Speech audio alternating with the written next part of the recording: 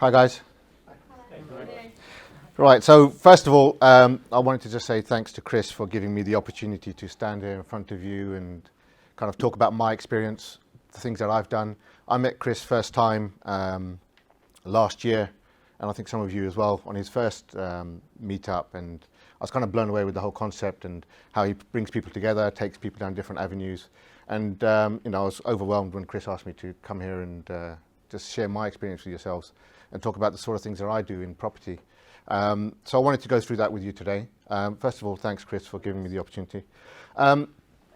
So title of this is, how to profit from property if you're short on time and money.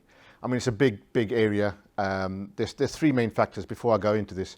Three main factors when you're investing in property, and what I found as well, are time, money, and skills. And if you can, if you can fill up the gaps that you have, you're pretty much okay. So if you're short on time, we'll look at ways that you can leverage other people's time. We'll touch on leveraging other people's money as well, and the sort of things that you can do to move forward in property. So background, I've been investing for about 8 years. The portfolio I've got is about 1.75 million. I've started off residential properties, just a standard buy to let, put somebody in there and kind of, hope for the best. That's pretty much how it worked. Made some mistakes along the way and some costly ones as well. And, it's like Chris mentioned, the journey is that you'll go in different directions, and I've certainly found myself going in different directions. So what I'm going to show you is by no means a straightforward process. You have to go down these routes, and whether it's property or anything else that you're doing, you'll need to just have the right mindset that if there's a challenge that's in your way, you're going to overcome it, but have the end goal in mind and carry on moving forward. So that's the kind of key thing. So I've done some HMOs, lease options, and I've been involved in some joint ventures with other investors. We've done some cool creative stuff. I'll share some of that with you today and the sort of things that you can do as well. What's open to you? Sometimes when people are looking at investing in property, they'll say, okay, there's so much money I need to put down. I don't know what to do. I don't know where to find it, so I'll stay away from it. But it's endless. There's so many possibilities. Kevin will certainly touch on it later on, but there's so many possibilities out there. It's just opening your minds to it, and hopefully some of what I share will do that for you today. One of the other things I'm really passionate about is teaching others about property as well. Now, Chris and I we've talked about how we can help people, and it's this thing that we kind of decided that we'll put together. But in the past, I've kind of just been working with friends and helping them move along and giving them direction, and I'll get a real buzz out of it. So I'm grateful to be here today. So why did I choose property? The key thing for me was that if it's set up in the right way, it can be a hands-off business. I spend 1 or 2 hours on my own portfolio a week maximum, no more than that, and I don't intend to spend any more either. The idea is that you can set it up once and get paid forever, in comparison to other business and other asset models that you may have to generate income for you. One of the things that really strikes me about it is that once I've set something up, I want to move on to something else, and that's kind of how I like to work. And the equity, I'd like to set it up in a way that the equity is growing in its own way. It's just through how the world is working, and inflation is moving, and prices of property does go up. It has historically. I believe it will continue to do so. For the simple fact is that we're living on an island and population is growing. We're not building no more land, so we need to make best use of the land that we've got, and how we can get more people into smaller blocks of flats or rooms or whichever. So so equity grows. It doesn't require me to turn up at 9 a.m. If it's a shop, for example, I need to be there every day. If I don't open the shop, I don't get paid. I'd get no revenue. And that's the kind of concept I took when I wanted to get into property, first of all, is that I don't need to be there all the time. I wanted to build an income stream for myself, my family, for the future. You hear this a lot, make money while you sleep. The idea is great. It's not always possible, but it's worked for me in property, and it's worked in other avenues for other people, whether it's online or trading or whichever. I think this is where kind of the freedom comes into it for most people, is that if I can not do anything, will I still generate income? And that's kind of what I'm here to talk about, and what I've been doing. So also it allows me to leave a legacy, future children, grandchildren, leave something behind for them.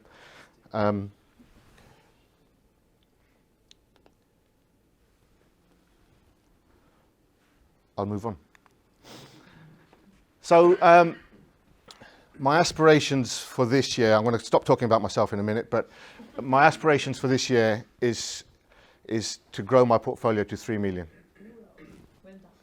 It's taken 8 years to get to 1.75, and I think I've put a lot of things in place now, so it can help me accelerate that growth. And that's what it's really about. You do the first thing. Once you get comfortable in doing it, you get better at it. You do it a few more times, you get very confident, and then you'll grow into doing bigger things. And for me, it was doing a single buy-to-let. I bought it on a residential mortgage. I threw a tenant in there. I'll take that piece out, please. And I did honestly hope for the best. And it was a new build property. It's doing really well now, but I was absolutely nervous. But the second one got a bit more comfortable. And then I started, getting familiar with the language, the agents, the tenants, what needs to happen. And then after you've done a few kind of residential buy-to-lets, the natural thing, well, it was for me, was how can I maximize my square footage? So I've got a flat or a house, how can I get more revenue from that? And that's kind of where we moved into multi-lets and HMOs and doing other stuff. So yeah, the other thing I want to do this year is streamline my portfolio. And one of the things is, how can I, if I've got a portfolio, where can I move things around to get more revenue from it? I've got an asset base already. What can I do to it? Can I add rooms? Can I move tenants around? Can I increase rent? You'll be surprised, some of the properties you will have for years and not increase the rent with the market rates going up, but you'll have a tenant in there for 5 years, always pays on time. You'll think, why do I want to upset them and increase the rent? It's very straightforward, and you should do it. And one of the things I'm going to be doing this year is actually going through my whole portfolio and getting that streamlined, because that in itself will increase revenue. I want to help others achieve their goals in property as well. I've spoken to some people here, Vinny as well, we've spoken a few times. He's kind of now on his way to buying a property in Leicester. I put him in touch with my broker. It's just kind of casual conversation, and he's doing something about it, which is great, and I'm really pleased to hear it. And this is key as well. I'm going to continue to educate myself. I've got a mentor. Chris has got several mentors, and it's good because you mentioned, Ben, that you don't always know which direction to go. You've got so many things that are going on. Your mind goes this way, that way. How do you kind of stay focused? And that's where having a mentor or a group, kind of mentoring group, for example, having that, so you're held accountable, but you've got a direction. And if you're going off that direction, you can come back to it as well. It's just a roadmap. That's all it is. So I want to just give us go around the tables a little bit. I just want to understand other people's aspirations. It doesn't have to be property related, but it'd be good to understand what your aspirations are, what you're keen to do. Welcome. And just open up to anyone who wants to share what they'd want to do this year in the way of increasing revenue or generating income or doing something asset related or business related or anything. Trading, online, whatever. Just want to get a feel for the room. Hi.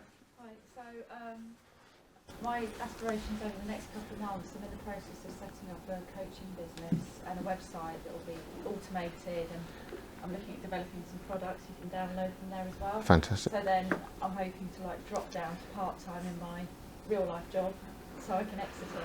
And then that's actually taken quite a bit of time, as you can imagine, but in the second half of the year I want to revisit property. What I realised was I was trying to do everything at once, trading, property and a new business, and it was like, yeah, I'm pretty motivated, but there are only so many hours. Yeah, so yeah. Second half of the year it's about property. And I was looking at buy-to-let, but then I thought, well, maybe I should just go for a flip or something. I've got all these ideas, and so I definitely want to achieve something in property this year to get some revenue or capital or something. Good stuff. Thanks. Thanks for sharing that. It's good. Anyone else? For me, I'm sort of in the process of starting up my own architectural practice. Oh, fantastic. So very early days at the moment, but obviously we thought it would be a good idea today to come and speak to a few investors or people wanting to convert to flats or extensions of conversions, anything of the sorts, and just start networking really and getting that sorted. Good. Okay. Great stuff.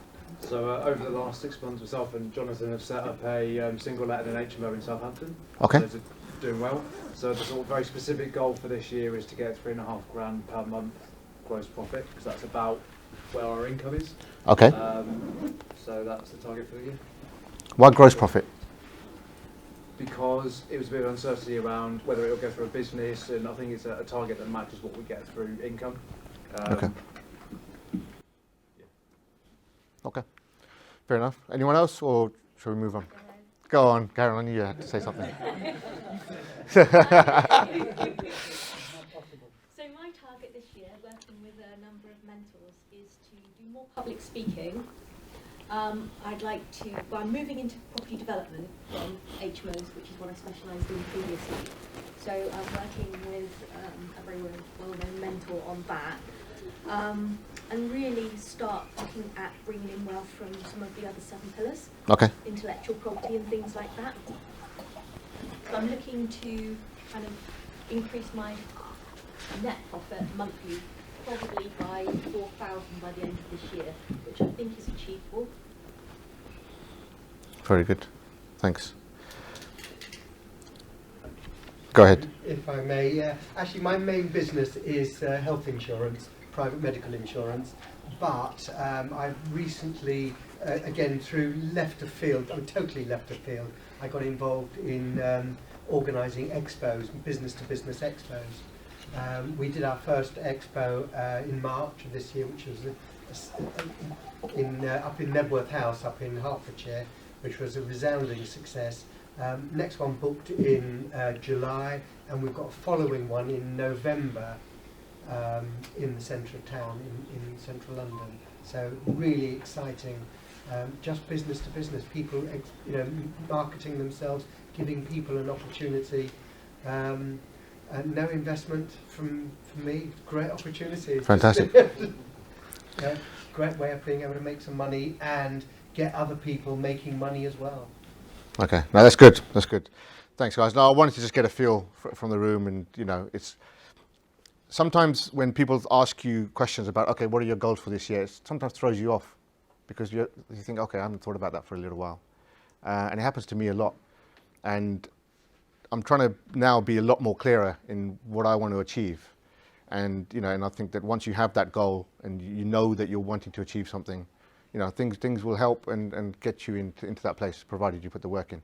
So I wanted to just kind of put that out there and get people's brains ticking over a little bit. Okay, maybe no one's asked me that for a while, but I wanted to just put it out there. And I want everyone here to have aspirations for 2016, because if you haven't got the aspirations, you're going to just kind of coast along.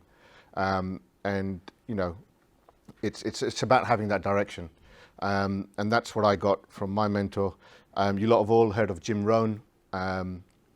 There's a lot of things that are out there in the world of property right now. Stamp duty, these changes. I had to touch on it, but Jim Rohn says it's the same wind that blows on us all. It's just about having the direction where you're going. As far as I'm concerned, my views on it is that the cost of business has gone up a little bit, but it's just about adapting your approach and doing something else, doing something a little bit more creative. When airlines' fuels go up, they need to do something else. Yeah, some go bust, and some landlords will sell up their property portfolio, but others will try something else and find a way to make it work. And something else will come along in 5 years. So you've got to just stick at it, keep your goals moving forward, and whatever comes in the way, just try and work past it. So again, it's just mindset. So I've touched on this before. So time, money, and skills. I don't know if everyone's got a pen and paper, but if we can just write down which one of these three things, where are we? Where are we on time? Do we have much time? Do we have much money? Do we have much skills in the way of property? I'll keep it property specific, but if you want to look at other areas, if you're looking at something else, just see if where you are on those areas. Because it's about thinking about the resources that you've got, what you have, and sometimes when you realize what you don't have, you then think, okay, how can I bridge that gap? And I just want to get your brains kind of getting in that direction.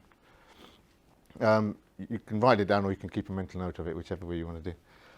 So for me, time, money and skills, and where I've fallen short in the past is time, money as well in various stages, and it was all about leverage. It was all about leverage for me. This is kind of how I would view things if you're short on the two areas. If you're short on skills, yes, you can leverage skills, but I'd say learn skills. Keep learning skills. You can't learn more time. You can earn money, but you can't learn that either. So these are areas which you can leverage, provided you get the right skills. You can kind of, play these along and get to your goals. So one thing, if you're investing in property, how can you leverage other people's time? One of the things that I've done in the past is I've used property sources, trusted ones. You've got to kind of trust the people that you work with. There are some sharks out there. You've got to be careful. But I felt that this is what I want to do, is kind of, use property sources. Why not use developers? I don't lift a single brush. I don't, in my own house, my wife's complaining all the time, do this, get this done. I'll say I get a builder in, I don't have the time or bandwidth, I'll get someone else to do it. And I'm a big fan of leverage, big fan. So hands-off property investment. There are companies out there, I'm not trying to promote other companies, I'm just saying that there are companies out there and there are options open to you if you don't have the time, who can actually build a portfolio for you. There are some that are out there. I've used some, I can mention those if you come and see me after.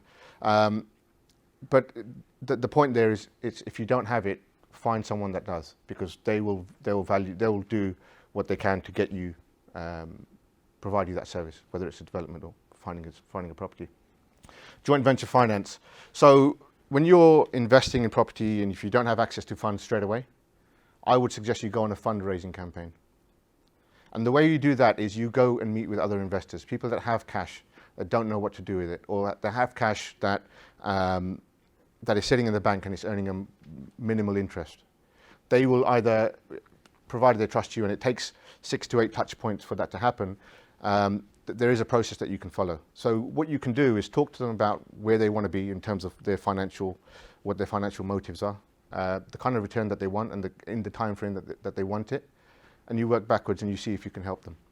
One of the areas that I've done both of these. So I've done a short-term loan from an investor, where I've paid them an X amount per month or for the duration of the loan, and I've used that money, gone and invested in property, had a return from that, paid the investor off, and I've then got an asset which brings me income.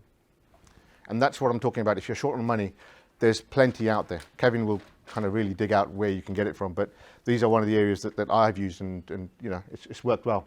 The other one is JV funded. You can do joint ventures with other people who'd like to be part of a property journey where you're buying a property, refurbishing it and selling it, and they will put the money up there if you're managing the whole thing, because that's the value to them. They'll give you the money, and believe me, there's lots of people out there. There's a lot of money out there, and they will happily give you money to go and invest in property, provided you follow certain steps and build trust, and you're credible, and you're honest, and that's kind of what it is. You need to do that, but you can do it. It's possible. A caveat on the JV: there are certain requirements around doing JVs, which just be aware of. Yes, those. yes, there are. You've got to. Yeah, there's certain models you've got to follow. There's an 80-page document that's out there. But yeah, you've got to stick with that. We can go through that, but we'll be here all night. I've read it a couple of times, but I've taken some key bullet points out of there. It's very long and it's intense. But again, if you follow that, you are proving your credibility to an investor. Gianfranco. Right, so the other thing you can do, short on money, is follow a strategy which requires you to put in less money when you're buying or controlling a property. And we'll touch on those, and a couple of those are lease options and rent to rent. There are strategies out there where you can use that strategy, generate cash flow, but generate the cash flow to build yourself an asset which will give you income. Don't just generate the cash flow to pay your bills. I'd strongly urge you to build an asset base over time. Right, so there's some real clear strategies in property. These are some of them. There's a few others, but I wanted to just touch on some of the main ones here. So wealth creation, you can actually buy, refurbish and let a property or sell it. you are creating wealth. You're buying something that's, you can call it wholesale, a distressed property. You can add value to it. You can do various things with it, and then you can put it on the retail market, and you can either sell it or let it out, whichever. But the point is you're creating that wealth. You do the same with flips, HMO, and obviously commercial to residential. The other one here is cash flow. How do you increase cash flow? You don't really need to own properties to increase cash flow. You can go out there tomorrow and start controlling some property which will bring you income. And sometimes that's enough for people to leave their jobs. You guys mentioned, HMOs, and you've got a clear strategy in what you need to do, and these are some of the things you can deploy. So buy to let, I've put buy to let there as cash flow, rent to rent, and obviously multi-lets, but we'll go into some of those in more detail. All right, buy to let. Can anyone give me an example of buy to let? Yeah. What's the model? What's the model with a buy to let? You buy it. You buy a property, you stick an individual, one single person in, or a family in there. Yeah. A single AST. Yeah. And rent it out. Yeah. Very straightforward. Very straightforward. It's buy to let. It is what it says on the tin. Now, there's strategies you can use in buy to let to recycle your funds.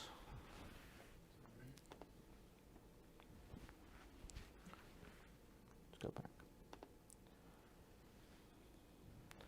There's strategies you can use. I won't go too far into it, but I just want to open your minds a little bit to tell you that it is out there. If there's a property with a market value of 100,000, you're purchasing it at 80,000. Instantly, you're purchasing it below its value. So there's 20,000 K of equity, so-called equity in there. If you're buying it the traditional way, you'll put down a £20,000 deposit and you'll take out a mortgage for 60K. Now, payment at 4% roughly is about £200 a month. Your rental on that property is £450 per month, net profit £250. That's Chris mentioned, it's straightforward. But it's what you do with it afterwards. First of all, you've bought it the right way. You've bought it at discount. This will help. You put in a light refurb, bit of paint, tidy it up a little bit. After 6 months, if you remortgage that property on its market value it was, and you take out a mortgage of 75,000, I'll try for 80, but for the purpose of this exercise, we'll say 75,000. You would extract 15K out of that. There's 10K money left in, and you've got 25K equity. Yes, your profit per month drops, but you've got that money to do it again, some of it at least. Now that's kind of the traditional model. The traditional is actually, you buy it, you then go and save 25,000 somewhere else, and you'll do it again, But this is a way to actually recycle it and continue. It does end somewhere, because if you've only got a certain amount of pot, then that will finish quite quickly. But if you've got access to a bigger pot, how many would you buy? You'd keep going, wouldn't you? And it's a rinse and repeat model. This is one. And if a JV investor would lend you some funds on a per monthly basis or whatever, you could use some of that funds and recycle it. Lease options. Who can tell me what lease options are? Karen. Okay, so you have the right to so you agree on purchase price today, and you have the right to purchase that property at the pre-agreed price between time zero now and the time the lease option ends. But there's no legal obligation to, so if the market turns against you, you don't have to purchase it legally. Correct. Basically, you're taking out a lease with an option to buy. That's it. Same way you take the terms out, but the same way you take out a lease on a shop, not commercial, but you take out a lease on a shop, you are obligated to pay a certain amount every month for a certain period of time. This gives you the option to buy at a later date. It could be 5 years, could be 10 years, whatever you negotiate at the time. There's agreements that you can have drawn up, and you can control property this way with not putting any money in. Sometimes as well, if you add something to that, the rent you're paying monthly is offset against the final purchase price. It depends on the terms and conditions. Yes, very good, absolutely, spot on. So low cash, little or no money in, and you can control the property. It's usually because the property's got limited equity and the vendor wants to do something with it, but it's highly geared and there's not enough equity in it, and that's kind of where you use time in your favor for the equity to build up. So let's say in this instance, the vendor doesn't want the hassle of owning or managing it. You can agree a rental value, purchase price and term, usually 5 to 10 years. Longer is sometimes better with the option to exercise that any time within. It just gives it more time to grow, but also it gives you a bit more time as well, so you're not stuck at the end of 5 years and think, I have to go find a deposit somewhere. You can do a light refurb on it. So let's say you agree a deal. Property value is 110,000. By the way, I know I'm using numbers here that aren't relevant specifically in central London here, but I'm using just as kind of case studies. Yeah, a couple. Absolutely. Hopefully some of the principles still work. I mean, it's just about how you kind of do things. Let's say current mortgage is 98,000. You can agree a monthly payment of £350 to the vendor. Agree a purchase price of 100,000, and it could be 110, but I would try and agree at 100,000 just because it's just above there, but it's below there. So again, it's at the right time, at the right price. And you do it for 5 years. One of the things you can do is split the rooms out. Now, again, I'm talking very high level here. These are the sort of things that I've done, but you can split the rooms out and you can then start charging £300 per room. Yeah, you'll include the bills as the landlord and things like that, and you'll put these in the terms as well. But you're now taking £1,200 gross on that property, where you're paying £350 plus any other bills. So you are controlling an asset which you don't own, but you're getting revenue from it. £600 goes towards the bills, lease payments and other costs. And let's say in this instance you're making £600 profit. You've got this for 5 years. At the end of these 5 years, I really should connect to the internet. Oh, if you turn the airport off, hold on. If you've got the airport, maybe if you turn it off, that might stop it. Okay. So at the end of these 5 years, I'm being very conservative here on the numbers to say that if your property increases at 3% per year, the value of this approximately in 5 years will be 128k. Now, something else you can do here. You're controlling this property. You haven't put much money in. You've got access to this property. You've got the option to buy it at a cheap price anytime within 5 years. Let's say you bank that profit. You don't spend it. Gives you 7,200 per year. Do that over 5 years, you've got £36,000. That gives you enough money to buy this property. So the property is paying for itself, but then you've got an asset which you own. You've taken and you've bought it at the right price, and you've got a healthy bit of equity in it. Again, it's just an example of what's possible. Has that kind of sparked any questions, or has it kind of, no? Okay, yeah. It's very possible. It's very possible. So, quick whiz around the room. HMOs. Karen, we know you know. I'll let someone else have the option, and then Karen, if no one else does. Yeah. HMO, house of multiple occupancy. Generally, 5 people. You can have 5 people in a house on 2 floors. Some, for generally not having to get licences, unless of course you're in Article 4 where you have to get planning permission and get licences. Yeah. House share. Who could tell me what house share and the difference between the two? Go on, Karen. Okay, so house share, traditionally 4-ish people, sometimes 3, but the definition is 3 or more people from 2 or more households, but they call it house share up to about 4-ish. Exactly. There is actually a difference. It sounds the same, but there is a difference there. Typically house shares are students, though, or related families, because somebody's challenged the legal definition of house share relatively recently in the last 2 years. House share is not 4 individuals. If you have 4 individuals that don't know each other, that's not classed as a house share anymore. It depends where you see the definition, because actually mortgage products still do class it that way. There are mortgage products up there, as long as they're on one AST, it's still determined as one. It's For a example, single in AST. mortgage works. Yeah, single issue. Yeah, you're both right. Yeah, they've stopped it for some areas, but technically you can still do it. You know, there's a lot of legislation out there. Yeah, don't do this, don't do that. Go ahead and do it. If something happens, get a slap on the wrist, and you know you've made some profit. It's not always advised, but sometimes you've got to be a little bit ruthless. If you're trying to just make some money in property, and you know there's a lot of things that are against you, just do what you can. But you know, stay within certain boundaries. But some are a little bit stretchable. So HMOs, great cash cow. Tenant pays a room rate. Bills are included from landlord. There are some that you can do without bills, but I just want to keep this simple right now. Landlord pays the mortgages and the bills. So this is a property that I bought in Nottingham. Now, bought it at 110,000. It was a 4-bedroom house. Spent 35k refurb on it. end valuation was 165. I then refinanced it. I took a lot of my money back out. But now it's giving me an annual profit of 13,000. Now, if you think about wanting to escape the rat race or get a certain amount of income per month, how many of these would you need in order to do that? It's very possible. This is an actual HMO. What you got here is a house share. So this is a property which is 65,000. I know there's a builder on there, not me. 65,000 was purchase price. Refurb cost was 12.5. Quite straightforward. It was a 3-bedroom house. We made a reception room into a 4th bedroom. No license required because there are some caveats in certain areas. If it's 5 or more, then you need a HMO license. I say some areas. The subtle difference on that would be presumably you've got a buy-to-let mortgage works or similar mortgage where you've got everyone on one AST. Correct. Yes, absolutely. Is that the one that you threw just the AST in the first place and wiping out earlier on? The first, yeah. No, so in this property, I've just rented out the rooms. That's it.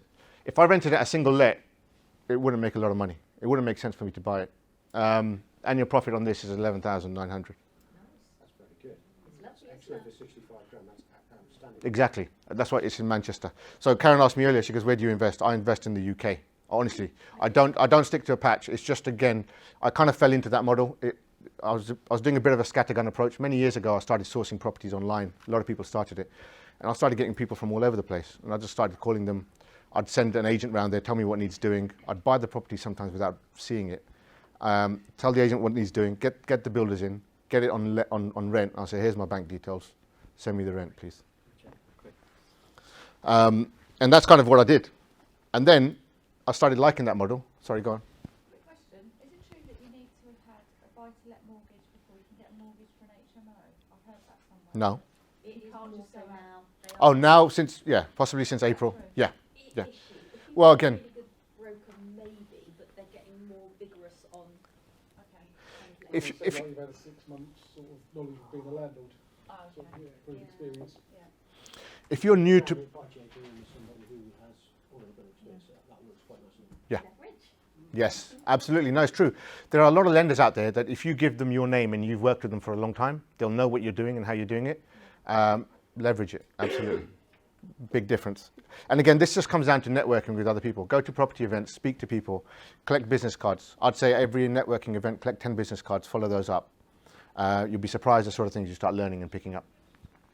And that's the sort of things I talk about when we do fundraising, how you go do fundraising. And Gianfranco, you know about some of this as well. By the way, Gianfranco is in mentoring group with Susanna Cole, who's my mentor. He's in the group. He's come here to kind of wave hello to me today. So thanks. I thought I'd give you a shout. Okay, what do we have next? 50, yeah. Why is this not working? What have you done, Chris? Do you want to be there? It should, not sure what I'm Okay, I can see the next slide anyway. Rent to rent. Who can tell me what rent to rent is? Apart from Karen, anyone? Richard. Rent to rent is basically rent a property off a landlord for an agreed amount per month over a long term, and then you rent it out to somebody else. Yeah. HMO. It's very similar to a lease option, except you don't have the option to buy. What I would suggest is, if you're going to do a rent to rent, just do a lease option, because you have the option to buy. You can even sell that. You can sell that option to someone else, and you can benefit from the growth in equity in that time. When the value increases, you've agreed. I've seen people do it the other way around, do the rent to rent, Yeah. build a rapport with the landlord over a couple of years, Yes. and then say when they renegotiate on the 3rd year, would you mind if we had the right to buy, and then extend it that way? Yeah, absolutely. If people get to know you, trust you, like you, and it's easier that way, because then they don't feel that, yeah, this is doable. No, absolutely. No, it's true. Because there's some landlords out there that just don't want anything to do with their portfolio or property. And if someone can guarantee them rent and give them a set month every month, no void periods, nothing, some landlords would take it up. You get accidental landlords. They just fell into it. They moved house, they split, whatever. They've got property. They don't want to deal with it. They don't want to sell it just yet. And this is massive right now. Everyone in the UK is doing this because it's a way of, again, increasing your cash flow not putting so much money in. There's a few strategies you need to follow. I get letters from people that are following this strategy saying, are you a tired landlord? They come, you know, get sent to my house. I don't know how they find my details, but they do. Comes to my house, are you a tired landlord? We can guarantee you rent. I mean, it's quite amusing because I know exactly what they're doing. And if you see yellow posters out there saying guaranteed rent and mobile number, that's actually that's a strategy that you can do to source property. You can actually put that up there. Some people will take it down, keep putting it up. So yeah, that's it. So create cash flow from property you don't even own. I'm going to give you another example here. It's a bit similar to the lease option one, but it's a 3-bed house. Market rent is 650, for example. You agree a rent with the landlord at 600. Yeah, it's a little bit less than the market rent, but he's getting it guaranteed. He doesn't have no void period, doesn't have to do anything. You put a light refurb in it. You do, you know, some paint. You can try and create a 4th bedroom. That's what I'll always try to do. If there's a reception room, put something in the middle, make a 4th bedroom. Rent out the rooms individually. If you rent it out £100 per week, £400 per month, per calendar month, gross income is £1,600. Monthly costs £600, £300 is utilities, council tax and things like that, and some voids.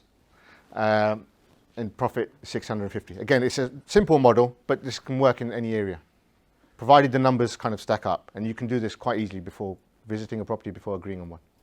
Go on, Karen. There's one thing I've seen so many people do the strategy wrong, okay? The landlord must have the right mortgage product. That's critical. You verify that they have the right mortgage product. Yeah, because you change it. Which allows them to. Multi-let. Yes. And the mortgage products and whatnot. Oh, by the way, that's mortgage fraud. And you go to the landlord. Yeah. First of all, he's going to be banned from having any mortgages ever again. Yes. And he potentially can go to jail as well. Yeah. And yeah, in the agreement, there's got to be that it's a sublettable and you're going to split the rooms. You've got to do that. There are some rent agreements that I've got that you can use. It's quite straightforward, but yeah, there's some really important caveats around it. Exactly. So it's really easy strategy, but so many people out there are doing it wrong. How do you check that they're okay to? You can ask them. They can lie. They can lie. You can ask for proof. So some will. You would ask for proof, because I had that. Yeah. And he lied. Okay. Some would need some writing from the mortgage lender to say they're okay to sublet it and split the rooms. Always ask for something in writing. Otherwise, stay clear. Because again, I don't know what the implications are on you, but the landlord. But if my friend's a solicitor and she does rent to rent, and she actually gets the landlord to sign a document stating the mortgage allows her. Which is what I had, but he lied. But then the liability's not on you, it's on the landlord. Yeah. As long as you tell them that might scare them. From a legal perspective, so she had a proper legal document drawn up. Yes. Yes. You can change. You can't change the product, but you can notify the mortgage company that you're doing that. And if you've got their permission, and they will check if you're on the right product to allow that. Sometimes they'll say no, you've got to change your product. But that's again, it's a conversation with the lender. The other thing is as well, of course, the insurance has to be different. Yes. Yes. I mean, those are technical details which are very important. But as you go through this, you'll need to kind of be involved in. This is kind of just high level stuff on what's possible. Okay, so you'll say that sounds great. Where do I find these properties? There's none in London. Now, there's ways of sourcing properties. There are absolutely tons of ways of sourcing properties. You don't need to do all of these. Obviously, the more you do, you have more strings to your bow, you'll get a better return. But you can do any one of these really, really well. If you try and test it and it doesn't work, do something else. But carry on sourcing property. You can still source it. Some will say estate agents. Some will try leafleting. The returns and metrics are very different. But you've got to keep doing the numbers to start understanding what they are for you. Then you'll know what you need to do each time you need to get a property. Okay? So Chris touched on this topic earlier, but I wanted to just again go around the room. What is stopping people right now investing in property? Time. So seeing what's now possible, if you can leverage other people's time, would you do it? I will be doing it, but No, you're I've got doing. too much stuff Yeah. to do at the minute. That's fine. But no, it's Okay. So I know I've got to wrap up in a minute. Chris keeps giving me signals, but and you know, I thought he was winking at me just because he liked me standing here. But Chris and I, we've put together a kind of a mentoring program, and I wanted to touch on this because a lot of people have been asking about it, and I wanted to talk to you guys about this right now. I'm not trying to hard sell this at all, I promise you, but I wanted to give you an option or an avenue to work with Chris and I in this mentoring group for 12 months to help you on your journey. And everyone's journey is very different. So it will involve some consultation, put the right plan together, do the right things, do the right activities, but it will help you get to your goals and achieve what you want to do in property. So these are the sort of things we can help you do. Help you build your own property portfolio. You can, I talked about some examples. You can have a cash generating system which will allow you to invest in property if you don't have it right now. We can help achieve business goals.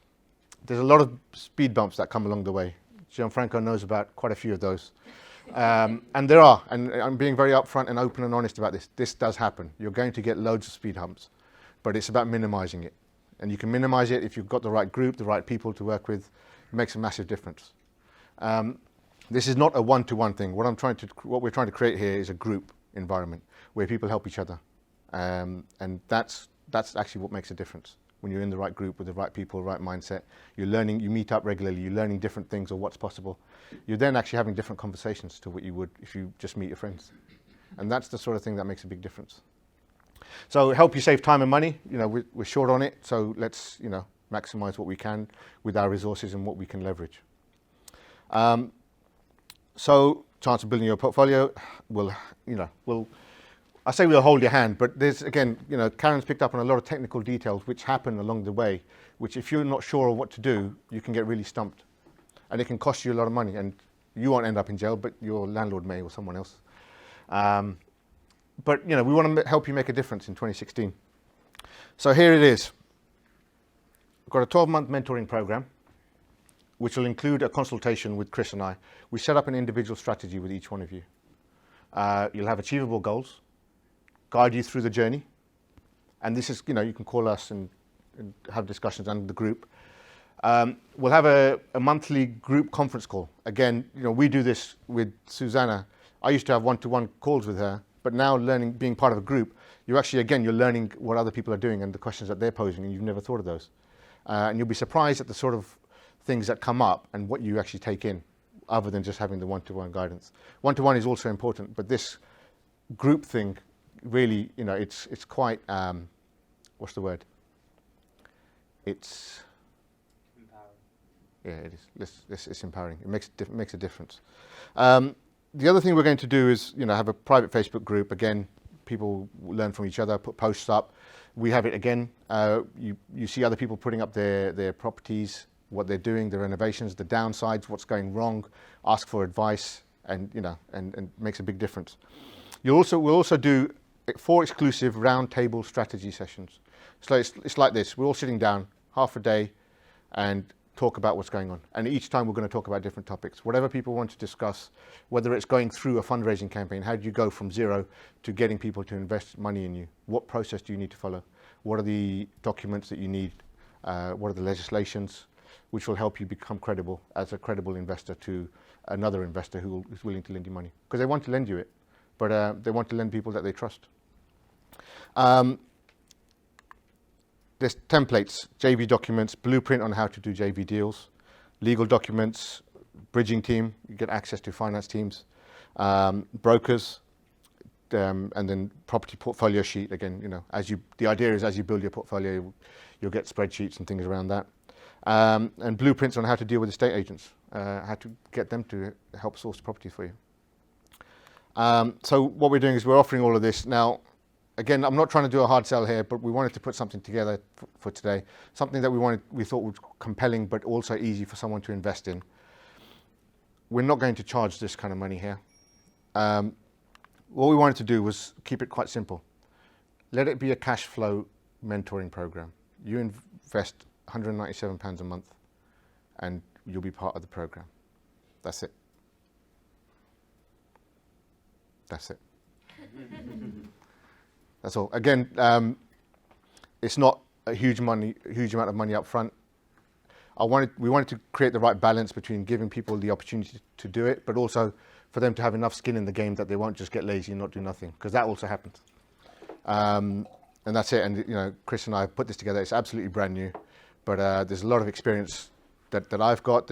I've got access to a lot of people who have a lot of experience as well. So in terms of knowledge, wealth, and skills, it's absolutely in front of you. It's just about taking action and doing something about it and helping you get to your goals. And that's it. Yeah, I'll just add to that as well. Just to quickly add to that, you know, asking for feedback from the group. We've got nearly 1,000 members now in the meetup group, and you know, as I've said, we up to 60 members come along to the meetups each month, and I'm constantly finding out, you know, what is it, what's making you come here, you know, what do you want to achieve, and property is so popular, and there's so many different strategies out there, and there's a real demand. People want to know, how do I get started with property?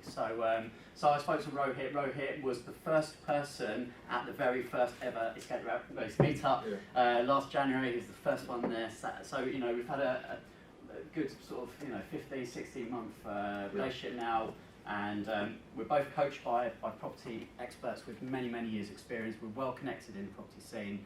Rohit is certainly further down the journey than I am. But it's all about, and as Kevin eloquently puts it, you know, think about the bridge. There's always people ahead of you, and there's always people behind you. So if you're slightly at, you know, that starting point, then I believe that we can really help you, you know. And the good thing is that it'll be a personal service. It's not a room full of 40 people, you know. You're going to have access if that's what you're looking for. So, you know, it's all about affordability. So you've got the cash to actually start building that asset base yourself. So I'll just add to that, Chris, because, and this is just from experience working with Chris since November, I'd ignore that and just go with it, because I've invested a similar sum of money, which was a shock at the beginning of this year, and the figures that I'm looking at turning over in my business through Chris's, how this thing works is mind blowing.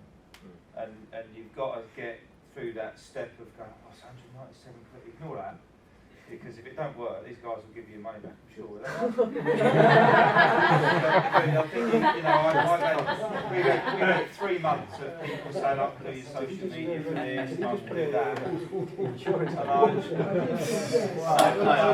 I'm ignoring these sort of sums of money, because this will turn into irrelevance. I like to think it is literally a scratch on the surface. If you're, as we said at the beginning, you know, you've got to take action and commit. And I know loads of you have in the room. I'm not, you know, saying it direct to anyone, but for anyone who, you know, wants to escape rat race, wants greater things, and they've decided, okay, property is the route. You know, that's the one for me. You know, hopefully it's just a scratch on the surface of what the potential there is and how we can help you. So I don't want to run out of time because we've hit 8. Yeah, thank you, Rohit. Come on, a round of applause for Rohit.